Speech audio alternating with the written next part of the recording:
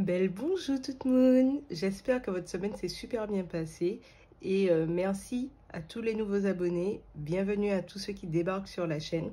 Je rappelle que c'est une chaîne où on parle budget, plus précisément de la méthode des enveloppes, et aujourd'hui on est venu pour faire le bilan de ma première semaine de juin. Donc avant je faisais mes vidéos plus le samedi, mais ça devient un petit peu compliqué, vous saurez un petit peu pourquoi. Donc on va commencer, ça ira extrêmement vite parce que quasiment rien n'a bougé. Bon ben c'est parti. Donc là j'ai mon classeur de budget mensuel. Concernant les courses, il n'y a rien qui a bougé. Alors là j'espère pour la première semaine de juin, étant donné qu'elle était un petit peu à cheval entre 2 mois, je ne voulais rien dépenser. La deuxième semaine, alors j'ai mis 10 €, c'est un petit peu... comment dire, un petit peu juste, mais en fait j'espère qu'on ne va pas trop dépenser parce que normalement on part entre semaine 3 et 4 et comme on a quand même de la nourriture là, je pense que 10 € par personne ça devrait le faire étant donné que je vis en couple.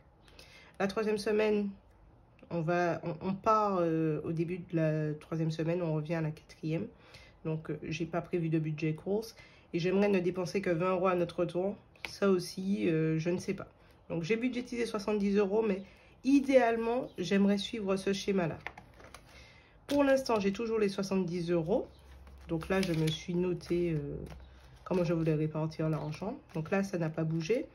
Au niveau des tickets resto, pareil. Ça n'a pas bougé. Donc, je n'avais pas encore utilisé ma carte. J'ai budgétisé 120 € ce mois-ci.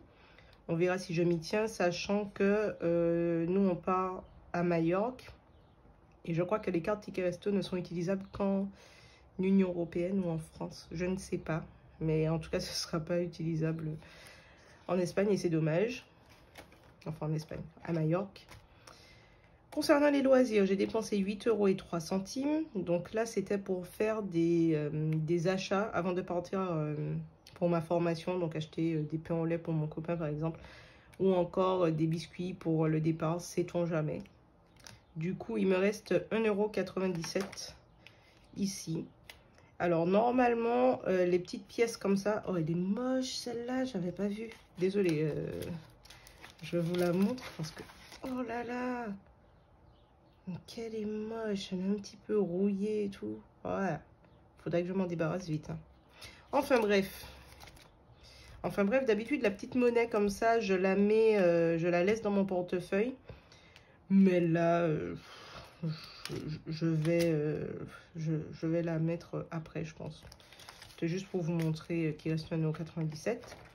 Ensuite, beauté, 20 €, je n'ai pas touché.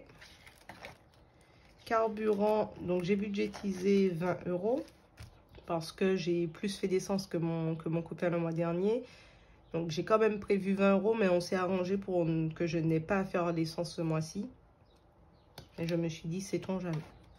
Ensuite, santé, 50 € de budgétisé. J'ai rien touché, mais ça devrait bouger la semaine prochaine parce que j'ai rendez-vous chez mon chiropracteur. Et enfin, j'ai déjà des économies pour ce mois-ci. Donc 30 €, ce sont les 30 € que j'avais prévus pour ma formation. Alors là, j'ai marqué stage, je ne sais même pas pourquoi.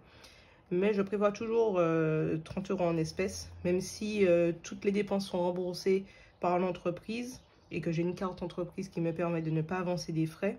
Des fois, par exemple, on va au restaurant et ils ne prennent pas la carte American Express. Donc, je suis obligée de payer de ma poche. Et donc, je préfère avoir de l'espèce. Mais en général, j'utilise ma carte bancaire parce que ça me permet d'avoir un suivi si toutefois il y a un souci et que l'entreprise veut plus de justificatifs. Donc, voilà. Et je ne vous avais pas parlé de ça. Donc là, j'ai juste rajouté une petite feuille pour tracer mes dépenses CB. Vous voyez qu'elle est vide. Ça prouve que je suis bien mes dépenses CB, sachant que j'en ai déjà fait. Mais bon, bref.